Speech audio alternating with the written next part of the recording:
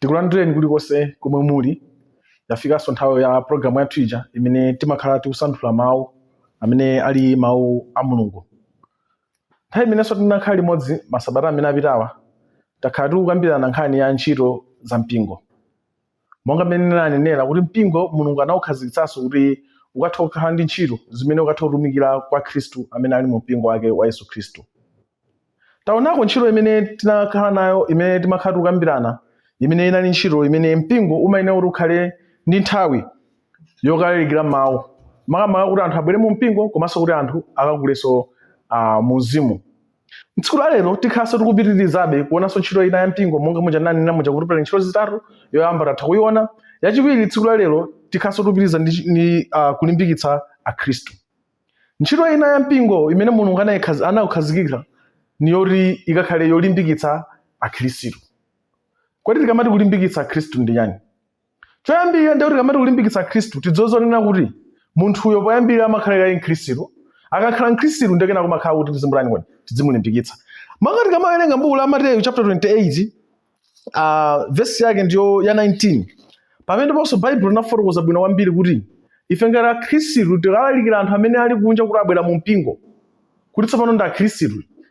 Chotsalira ndi chani? Chotsalira chona kuti tiwaphunzitse zinthu zonse zimene Mulungu anatani kuti anatilamulira kuti anthu achabe akhale okhazikika kuwalimbikitsa mu njira zosiyanasiyana.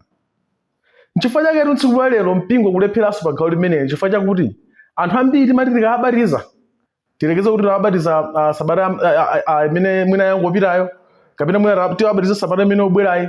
Sipapitatu masiku ambiri pamene timatha kuwaona anthu aja kuti abwereranso kupita mwina kumakapembedza zipembedzo zimene ankapembedza kale kuchoka mu mpingo wake wa Yesu Khristu. Kodi mumachidziwa chifukwa chake chimene zimachitikira?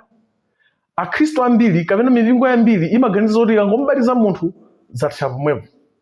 Komatu dziwani kuti pamene tamubatiza munthu timayenera kuti tikhale tikumulimbikitsa kuti makamaka uzimu wake ukhale ukupitira patsogolo, komanso uzimu wake ukhale ndi uzimu umene ukhoza kumutengera ku moyo wosatha. Monga tidziwa kuti mpingo sitinena chibuilding chijayi. Tikamati mpingo timanena anthu kapena kuti anthu amene ali mu mpingomo. Ndoti tikamati tikulimbikitsa akhristu ndoti tilimbikitse anthu amene ali mu tchalichimo. Choncho kulimbikitsa akhristu mawu ena amene tikhoza kugwiritsa ntchito bwino kwambiri ndi akuti kumanga akhristu, kuwamangirira kuti akhale pamodzi, kuti mangirira tonse kuti tikhale pamodzi ndiye kumene kuti makutcha kulimbikitsa akhristu. Mukhoza ndichita umboni kuti pamene mukunena zoti nyumba iyi ayimanga bwino kwambiri ndipo ikuoneka bwino, dziwani kuti pamakhala kuti papita zinthu zambirimbiri, simenti, penti, zinthu zambiri zimene zimakhala kuti zapita pamene paja. Pamene pake chinthu icho chikamaoneka chimaoneka kuti koma chinthu icho adachimanga bwino chifukwa kuti papitanso zinthu zambiri zimene zalowa pamenepo. Chonchonso kuti akhale akhristu omangika pamodzi ayinanso kuti akhale kuti papita zinthu zambiri zimene iwowa ziziwalimbikitsa. Tikuwamanga anthuwa, tikuwamangirira kuti akhale pa chinthu chimodzi. Kodi ife ngati akhristu, kodi timalimbikitsa akhristu athu amene ali mu mpingo? Kapena tikamanga kuti tikawabatiza basi ndikuti nkhani yake yathera pomwepo? Dziwani kuti ndi dindo wa mpingo kuti anthu aja tikakhala nawo mu mpingo tikhale tikuwalimbikitsa, kuwalalikira mawu a Mulungu kuti makamaka akadziwe kuti choona chimene Bible likukamba ndi chiti. Tatense gweni m'buku la Efeso, Efeso chapter chake cha 4 verse yake 29. Pa verse 29 awamba motere: nkhani yonse yovunda isatuluke m'kamwa mwanu, koma ngati pali ina yabwino kukumangirira monga mofunika ndiyo kupita ipatse chisomo kwa iwo akumva. Pa buku limene la Efeso Bible alionetseranso kuti tikamakamba za kulimbikitsa akhristu ndi kuwamangirira. Mukananena ngati kunja ngati tikuwamanga ndati tikuwamangirira pamodzi. Ndi dindo wa mpingo kuti makamaka akhristu amenewa tiwamangirire, kuwalimbikitsa akhale pamodzi, tikhale chinthu chimodzi.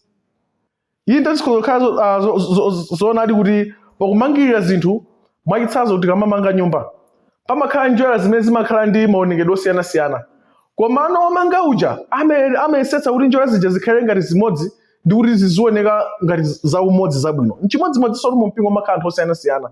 Tiyenera kuti onsewa tiwamangirire pamodzi, abwere pamodzi kuti mpingo wa khristu ukakule.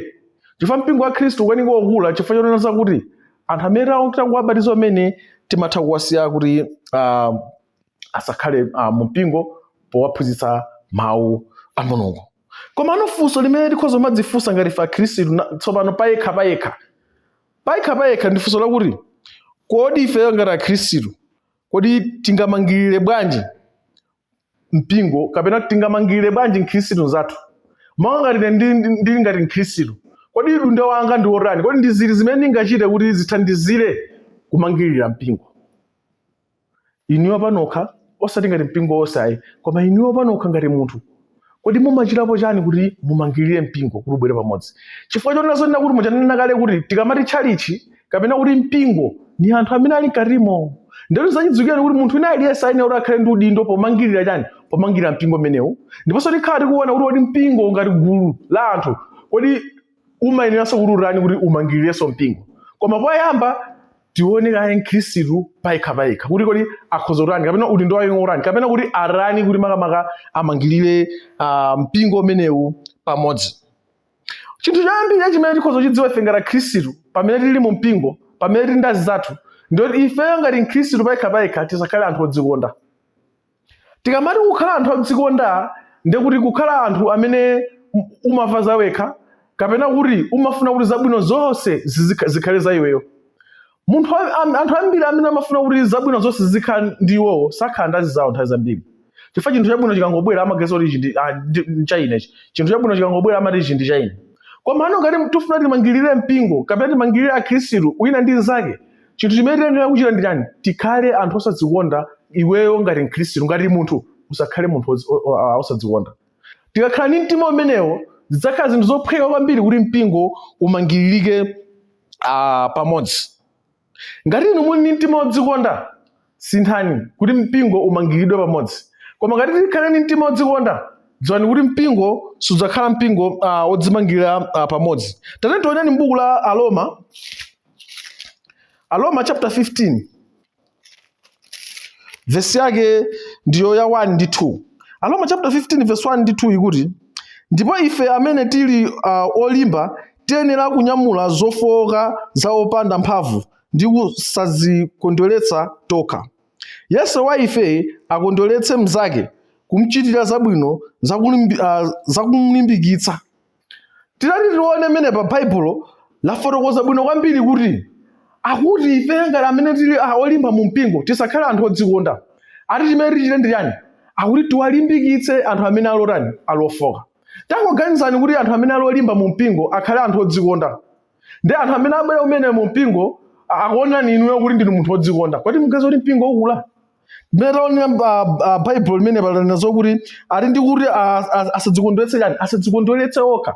Tikamati kudzikondweretsa okha ndi kuti iwowo asakhale kuti azipanga zinthu zoti iwowo ziziwasangalatsa iwowo ayi. Koma azipanga zinthu zoti zizisangalatsa munthu aliyense. Choncho tikamatero kuti akhristu ngati wewe mkhristu pawekha ukhale ndi mtima osadzikonda. Tikakhala ndi mtima osadzikonda zinthu zake zidzayenda bwino kwambiri. Makamaka anthu amene Bible akamba amene ali olimba mu mpingo. Kodi zimene munaziphunzira zija kodi mumawauza azanuwawo? Chifukwa nthawi zambiri mu mpingo anthu ambiri akusowa chiphunzitso chifukwa choti anthu amene olimba mu mpingo sakuwaphunzitsa anthu amene angobwera umene mu mpingo. Ka mwina anthu amadana nawo kuti mwina tifanana kapena tizilalikira zofanana. Komano inuyo mwakhala ndi mtima umenewo dziwani kuti umenewo ni mtima odzikonda umenewo. Zimene munaziva Bible limatiuza kuti zimene munamva kwa anthu ena kwa ine atinso muphunzitsa anthu ena amene sakaphunzitsanso ndaninso kodi anthu ena zinthu zaketu zimatero. Koma tikakhala ndi mtima odzikonda otisaphunzitsa anthu ena dziwani kuti kumangirira mpingo kucha kudzalivuta. Kodi inu simudabwa pali zinthu zina zing'ono zimene mpingo wa Khristu timakhala tikulimbana? Timakhala tikulimba zinthu zimene zimabwera mavuto amene amabwera chifukwa chakuti timakhala ndi mtima odzikonda. Tangoganizani nkhani ya mgonero wa Ambuye ni nkhani imene yavuta kwambiri mu mpingo. Koma mudzidziwa chifukwa chake? Anthu ambiri amene ali mu mpingo wa Khristu nodzikonda saphunzitsa anthuwa vuto lisanabwere. Nthawi zambiri vuto lija likabwera kwa anthu amene samvetsetsa zimasokoneza mitu. Pali mavuto ambiri amene mpingo wa Yesu Khristu kumana nawo pa nkhani ya chiphunzitso chifukwa chakuti anthu amene ali olimba mu mpingo akukanika kuthandiza anthu amene ali otangobwera mmene mu mpingo. Choncho ngati akhristu ngati weyo munthu pawekha uli nkuthekera kukhala ndi mtima osadzikonda. Sikuti pa nkhani yokha imene tikunena pano yolalika mawu ayi, aliponso akhristu ena amene amakhala odzikonda ali ndi chilichonse pakhomo pawo. Dziwani kuti Mulungu anatidalitsa. Mu mpingo mumapezeka anthu osiyanasiyana, pala anthu ena amene amakhala mwina amabuildala, pala anthu ena mwina mu mpingo amatokhala anthu oti ndi alimi ali chimanga kwambiri, pala anthu ena amene ali nzovala zambiri amangodzisiya ku nyumba. Muli anthu osiyanasiyana mu mpingo, koma pala anthu ena odzikonda amene ali ndi katundu, koma kuti athandiza azawo, akhristu azawo zimalephera. Ndi mtima odzikondawo ndi umenewo. Mpingo sungamangidwe ndi choncho, sitingalimbikitse akhristu, sitikuwalimbikitsa akhristu. Mkhristu nzathu asowa chakudya mwachitsanzo, mkhristu nzathu asowa chakudya, ngwapezeka zoti ife tili nazo zakudyazo koma kuti timpatse sitikumumpatsa. Chifukwa chani? Tili ndi mtima wodzikonda ngati akhristu. Tere tione chitsanzo chabwino mu buku la Aheberi. Mbuku limene la Aheberi chapter chake cha 11 verse yake 24 mpaka na 25. Pa 24 Bible likamba moteremu: ndipo chikhulupiriro Mose atakula msinkhu anakana kutchedwa mwana wake wa mwana wamkazi wa Farao, nasankhula kuchitidwa zoyipa pamodzi ndi anthu a Mulungu, kosati kukhala nazo zokondweretsa za zoyipa za nthawi. Tikamaonanso mmene pa Baibulo lafotokoza bwino kwambiri chitsanzo chabwino chimene tikuchiona chimene munthu amene adali osadzikonda dzina lake Mose. Mose ndikhulupirira kuti anthu onse mumudziwa. Mose anali ndi mtima osadzikonda. Atakula Mose nkuzindikira kuti ineyo komatu mtundu wanga ndi wanthu a Mulungu. Koma kumbukirani kuti paja Mose ankakhala ndi mfumu Farao. Ndi mfumu Farao ija pa nthawi inake kuti apezeka zakuti Farao adamutenga mwana wa Farao wamkazi, adamutenga uja kumakhala naye mmene kuja. Ari kumene kuja kuti achili chonse dziwa kunyumba kwa mfumu kuti achili chonse imeneyo ja iye amafuna. Koma Mose atadziwa zoti neyo mtundu wanga ndi ari mtima wodzikonda uja adawuchotsa kuti ineyo sadzikonda koma ndipite kuti ndipiteko. Timadziwa kuti ana Israeli ankavutika kwambiri ndi nkhani imene ndi kunyamula zinthu, kuphula njira za moto ndi zinthu zambiri zimene ankachilomeoja. Koma Mose sanaone zimenezo. Mudziwa chimene anachita Mose? Mose anabwerera kukathandizira azibale ake kuti apite ku dziko la malonjezano, kumene kusadzikonda kwa Mose. Ndipo Mose ni munthu mmodzi amene ali otchuka amene adathandiza ana Israeli kupita ku dziko la malonjezano. Kumene kwatu Mose ndi amene ankalimbikitsa kumalimbikitsa ana a Mulungu. Sanatengere kuti makuti ayi, koma ankakalimbikitsa ndani? Ana a Mulungu. Ndi chimodzimodzinso ifeyo ngati akhristu tiye tizikhalanso na anthu a Mulungu, tiye tizilimbikitsa mpingo kuti mpingo ukhale womangika, ukhale womangirika pamodzi. Tikatero mpingo wa Khristu udzakula mu chiphunzitso chingakhalenso mu nambala, chifukwa tiulimbikitsa Khristu amene angobwera kumene, komanso ngakhala Khristu ena amene sali angobwera kumene. Ndo athu ife ngati Khristu kuti tizikhala tikulimbikitsana. Komanso chinthu china chimene ifeyo ngati Khristu payekha muja ndanenera muja kuti tikalimbikitse mpingo, chinthu china chimene tikhoza kuchita ndiko kukondana.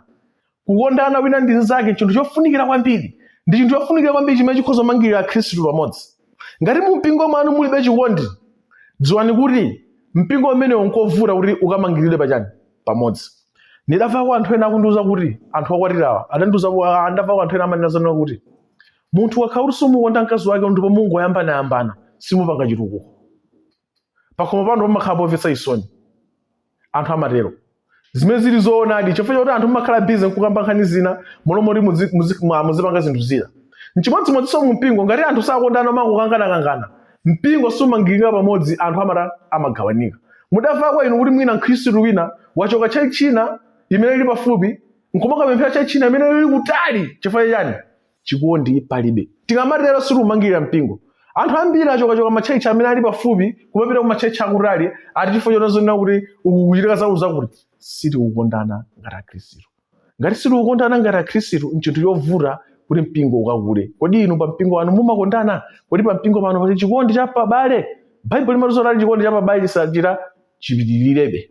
Tate tioneni verse ili pa buku la 1 Korinto 1 Korinto chapter chake cha 8 verse yake ndiyo aya 1. Pa verse 1 akuti, koma za zoperekedwa sembe kwa mafano tidziwa kuti tili nacho chidziwitso tonse. Chidziwitso chitukumula koma chikondi chimangirira. Ngati wina ayesa kuti adziwa kanthu sanayambe kudziwa monga ayenera kudziwa. Ndiye apa pa verse 1 po kwamalizirako akuti chidziwitso chitukumula koma chikondi chimangirira. Akuti chidziwitso chitukumula chifukwa anthu amakhala odzitukumula kuti ine ndimadziwa. Koma akuti tikakhala ndi chikondi chimene chimachitika ndi yani? Ati timamangirira mpingo. Kukondana pakhale chikondi ndithu. Ali anthu ena mwina mu mpingo sadziwa mawu a Mulungu. Ndiye mwina alalika zinthu zoti simene Bible limanenera. Ali anthu ena mawu amene sadziwa, amene ni mbuli, kunena zambiri. Koma ngati tili ndi chikondi munthu uyu tikamudzudzula bwino. Kumbukirani kuti mkulu winanso m'Baibulo m'buku la machitidwe atankaphunzitsa ubatizo wa Yohane. Kwa mudziwo amene anamudzudzulira atamudzudzula mwachikondi. Kumutengera pampani kumazora ubatizo umene muphunzitsawu unatha. Pano tili ndi ubatizo wa Yesu Khristu. Nthawi zambiri ife ngati Khristu tikakhala okondana zinthu zidzakhala bwino kwambiri. Koma ngati sitikondana ndikuti mavuto adzakhala akupitirira. Mipingo yambiri yagawanikana, mipingo yambiri yasokonekera chifukwa choti pamalopo palibe chikondi. Tikamanena nkhani ya chikondi imeneyi tikunena zakuti chikondi chimenechi chizikhalapo pa mavuto chikakhalenso pachani kodi pa mtendere. Munthu wakumana ndi mavuto tiyeni timuonetseni chikondi. Munthu ali pa mtendere tiyeni timuonetseni chikondi. Koma Akhristu ambiri pamene munthu amene ali pa mavuto sitimuonetsayo chikondi. Ife timaona kuti amene aona kuti apanga bwanji. Pamapeto pake munthu usiri kumuthandiza. Amene amatha kumuthandiza mwina ni anthu ena mpingo wina achipembedzo china amene amakamuthandiza. Iyeyo chamaona kuti zero zabwino ndi chani? Pali bwino ine ndingochoka nipite uku chifukwa ndikuona kuti kuli anthu amene akhoza mandilimbikitsa. Ifeyo ngati Akhristu payekha dziwani kuti tizikonda mnzathu, tizikonda m'bale wathu, tizikonda mlongo.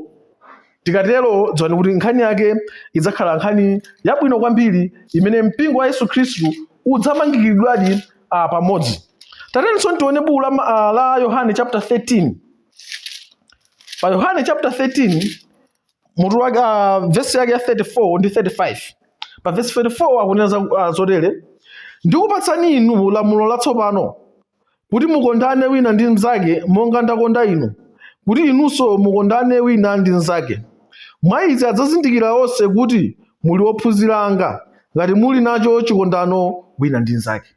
Ati ngati tifuna tidziwe kuti ifeyo ndife omangidwa pamodzi, ndife a Yesu Khristu, nkhani yake ali kukondana.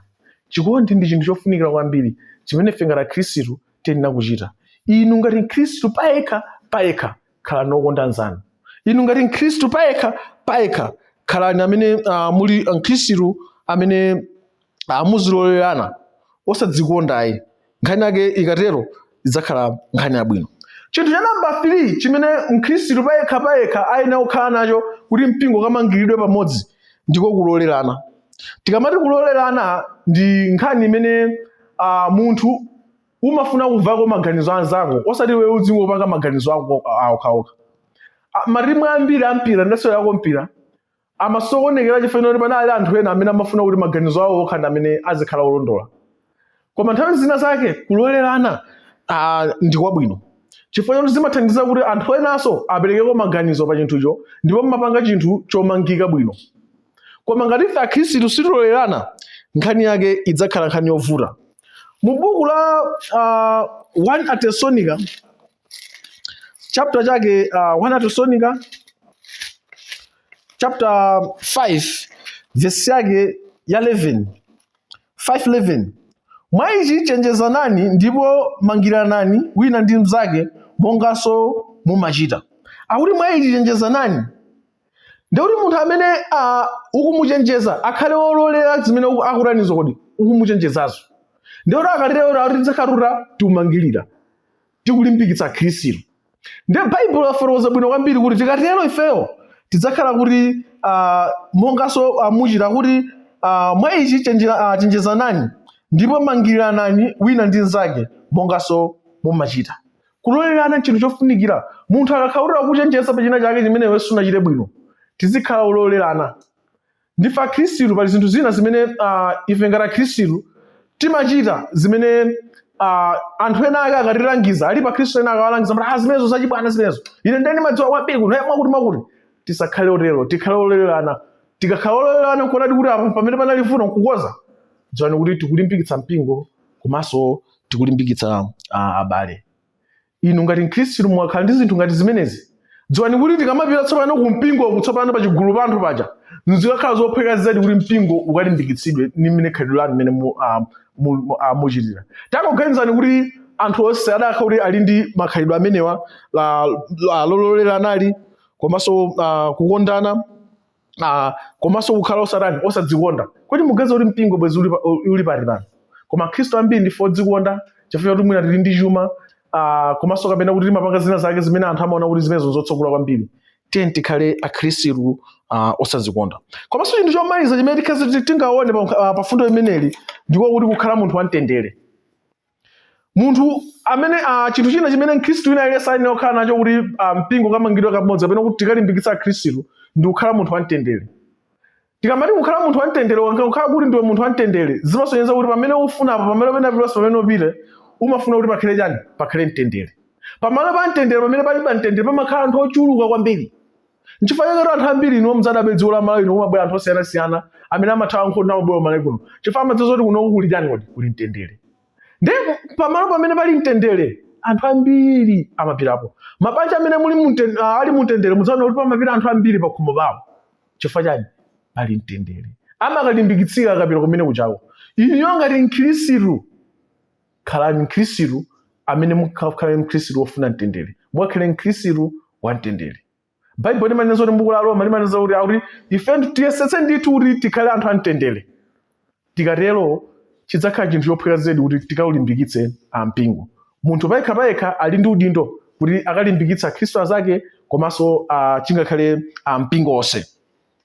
Komanso chinthu china chimene tikhale tikuonanso ndi njira zolimbikitsa zimene mpingo tsopano ngati mpingo tsopano ene uchita kuti tizilimbikitsana tsopano. Taona munthu payekha koma tsopano tabwera pa gulu ngati mpingo tsopano wabwera. Palinso njira ina imene pali njira zina zimene ife ngati akhristu tiyenera kuti tizitsatire makamaka kuti tikawumangirire mpingo umenewu, tikawulimbikitse mpingo umenewu, tikalimbikitsa akhristu.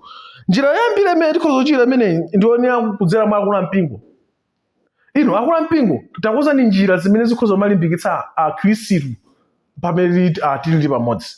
Chinthu chambiri chimene mukhozoma kuchipanga kwambiri akulu ampingo, tikudziwa kuti mipingo ina ilibe akulu ampingo. Mpingo khali ulibe akulu ampingo timadziwa kuti umayendetsedwa ndi akhristu kapena kuti akhristu amene ali amuna ndi amene amalondoloza kupanga zimenezo. Ndiye dziwani kuti kozani njira zimene zikhozolimbikitsa mpingo ngati wonse. Njira yambiri imene tikhozopanga ngati mpingo kuti tizilimbikitsana bwino ndiyo ya Bible class. Kodi pa mpingo pano pali Bible class? Ngati palibe Bible class nzovuta kwambiri mpingo kuti tikalimbikitsa akhristu. Chifukwa ndoti akamva kuti mawu a Mulungu. Ndiye inu ngati akulu mpingo kapena ndinu akhristu amene mmayendetsa mpingo, dziwani kuti pangani njira kuti papezeke Bible class imene izithandiza akhristu nkumalimbikitsa kudzera mawu a Mulungu. Komanso chinthu china chimene tikhozomachita ife ngati akhristu kuti tilimbikitse akhristu amenewa ngati mpingo ndiko kulalikira. Tiyeni tidziwalalikirani mawu a Mulungu akhristu athu. Tidziwalalikira zinthu zomveka bwino zoti anthu asamakhale mafunso ambirimbiri. Mipingo yambiri imene timapembedza anthu ena mwina safotokozera bwino mawu a Mulungu, zimene zimapangitsa kuti chilimbikitso chikhale chochepa kwa anthu amene ali mu mpingo mmoja. Zili ngati kuti anthu amene saphunzira bwino ku sukulu, masukulu ena amene saphunzira bwino, mudziwa chimene chimachitika, chingakhale mwanayo amakhala ndi mantha kuti koma nkakhoza mayeso ine, amakhala ndi chikayiko. Koma mukamaphunzitsa zazero amakhala ndi chilimbikitso kuti koma zimene ndikuphunzirazi olo mayeso atabwera lero ineyo ndikhoza kukakhoza. Chifukwa chani? Chifukwa chonena kuti pali chilimbikitso chabwino pamenepo. Ifeyo ngati akhristu ampingo wa Yesu Khristu pamene ngati tili mpingo, tiyeni tizilalikirana, tiziphunzitsana mawu a mulungu. Komanso chinthu china chimene chikhoza kuti tizilimbikitsa akhristu ngati mpingo ndi kukhala ndi nthawi yophunzitsa alongo, abale ndi achinyamata. Abale ndimakhulupirira kuti anthu ambiri amaondo khala ndi nthawi yophunzitsa abale, koma alongo nzovuta kwambiri.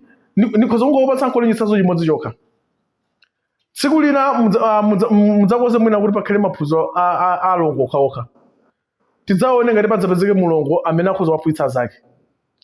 Zimakhala zovuta ifeyo anthu awawa alongo timawaraya sitiwalimbikitsa mu mpingo.